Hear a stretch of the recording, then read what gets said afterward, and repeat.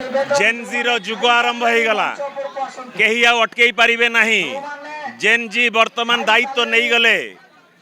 Gen Z वर्तमान नेतृत्व नहीं सारले। जेनजी वर्तमान मनस्थिर कर सारे। जेनजी वर्तमान भारत वर्ष एकत्रित हो गले।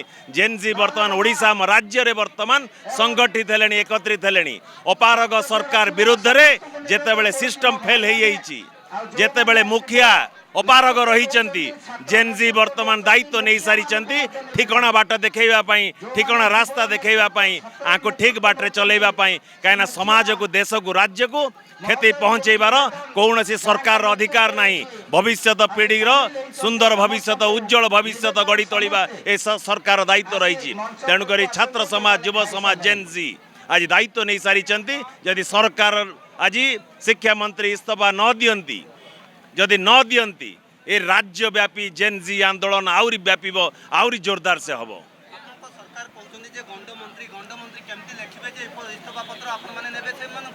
जेनजी तांकु रेजिग्नेशन लेखिबा शिखई देबे जदि लेखि पारु नाहंती।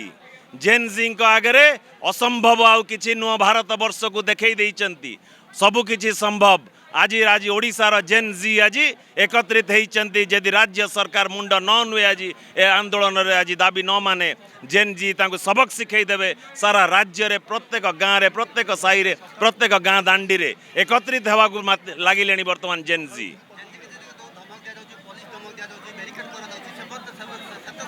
कौ सरकार रो कौ सिस्टम रो से नहीं से साहस नहीं शक्ति नहीं जेनजी को धमक दे पारिबो, जेनजी को के हटई पारिबो।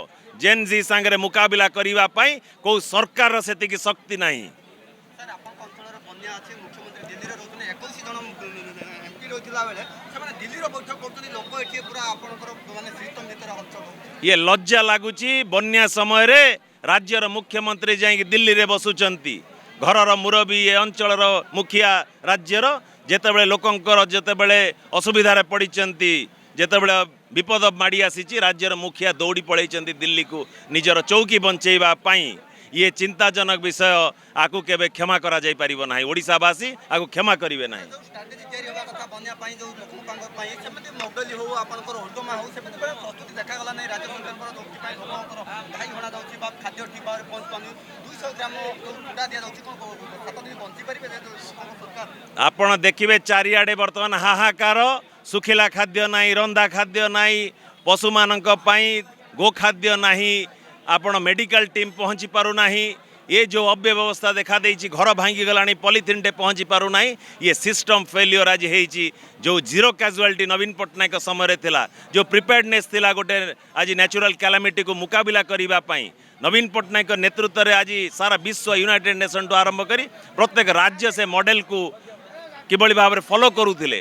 गोटे साधारण लोकंकर ओडिशा रे साहस थिला, भरोसा थिला, विश्वास थिला जे नवीन पट्टनायक मुख्यमंत्री अछंती एटी नेचुरल कैलामिटी भी हार मानिबो।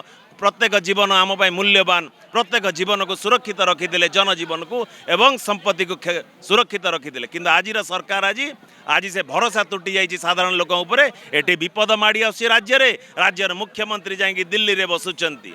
सेठी छत्तीसगढ़ काली धमक देदेला जे तांकर सेठी किभली भाव में बन्या आसीजिव आंकु चापरे चेपा हो गला। ओडिशा सरकार गेट खोलीदेले हीराकुद रे पानी माड़ी आसुची। वर्तमान कौन से क्षयक्षति हम भगवान को जना। क्षमा करिवे नाही ओडिशावासी। तमे छत्तीसगढ़ मुख्यमंत्री ना तमे ओडिशा राज्यर मुख्यमंत्री। छत्तीसगढ़ तुमको डायरेक्शन देला, तमे हीराकुद गेट खोलीदेल।